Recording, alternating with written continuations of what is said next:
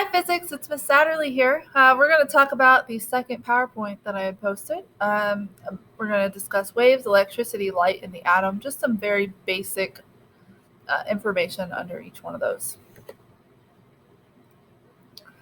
Okay, some physics terms: oscillation, wave, frequency, period, sound wave, electricity, electric charge, and magnetism. Some of these words are discussed in this PowerPoint, and we will look at those. Equations. The one equation that we had, it tied into the interactive keyboard, is frequency equals 1 over period, and that's F equals 1 over T. So T represents a period, and frequency is F.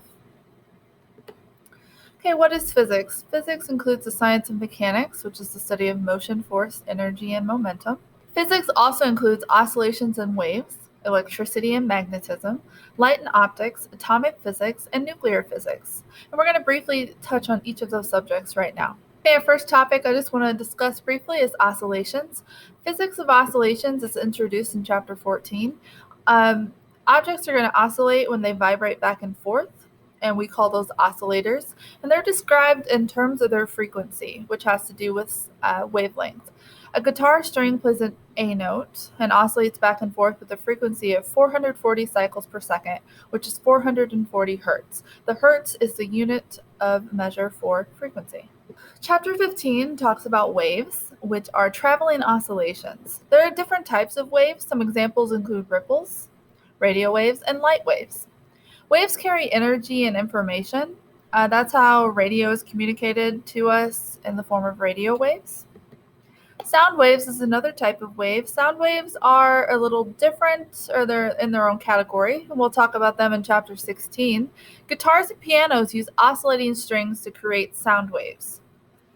So the strings vibrate to produce sound. Now, trumpets and pipe organs, which are also types of instruments, are going to use vibrating columns of air to create sound waves. But both of these are ways to create sound waves. Ultrasound is also a sound frequency that can produce images of an unborn child or other organs inside the body. Chapter 17 is going to discuss electricity. Electricity is the technology that ushered in the modern age. What are some devices that you use every day that wouldn't be possible without electricity? Electricity is very important for us. It's used in air conditioning, power source, all of your electronics that you use, so electricity is a very important thing. It exists because matter has a property called electric charge, which is described in chapter 18. Electric charge has to do with protons and electrons. Those are two particles that are found in the atom. The electron has a negative charge and the proton has a positive charge. Also, the neutron is found in the atom as well, but it is neutral. So lightning is one way we see the effects of electric charge. Lightning is actually the buildup of excessive electrons in the atmosphere, and they get released as a lightning strike.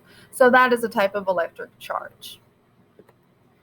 Magnetism. Magnetism has to do with magnets. So with magnets, you have a north and south pole, and opposite poles attract and like poles repel. So one of the questions in your homework is actually going to ask you, like and like are going to repel, but two different charges are going to attract. So that has to do with magnetism. Chapter 19 will learn how moving electric charges creates magnetic forces. So electricity and magnetism are actually two sides of the same force called electromagnetic force. The reverse is also true. Moving magnets can induce electric charge to move. And hopefully we'll have an opportunity to do a couple experiments this year to see how those things work. Our next thing is light and optics. We can only see objects around us if they emit or reflect light. So light makes things visible to us. Light travels in straight lines. Mirrors and lenses can redirect light to form images. If you're nearsighted, it means you can't see far away, so you have to have glasses to help redirect the light onto the back of your retina so you can form images properly. You'll learn the basic concepts of light and the optics in chapters 20 through 22. Our next thing is matter and heat. Chapters 23 through 25 are going to examine the ways in which matter is affected by heat. The movement of molecules and atoms determines the temperature of objects. The faster molecules move, the higher the temperature is going to be. Heat engines are devices that harness the thermal energy to do useful work. Atoms and the structure of matter. Chapter 26 describes the structure of the atom, which is the smallest possible piece of an element. Inside each atom, we have three subatomic particles, the protons, neutrons, and electrons. Protons and neutrons are found in the nucleus. Protons have a positive charge, while electrons have a negative charge and are found in the electron cloud. Quantum physics was invented to explain the behavior of the universe on a very small scale. Nuclear physics. At the heart of the atom is the nucleus and the vast energies it contains. You'll learn about nuclear physics in Chapter 27. The U.S. is the world's largest producer of nuclear energy. About 20% of our nation's electricity is generated by nuclear reactors. This is the last slide for today. So this was just a brief explanation of the different topics that we'll discuss in the second half of the book. If you have any questions, please let me know. You do have a homework assignment that was posted today. That homework assignment does go over this PowerPoint and the first PowerPoint, and those questions actually go in order with the PowerPoint itself. So if you have it pulled up or you have your notes with you, you should be able to do that homework pretty easily. All right, I am done, so I'll see you guys later. Bye.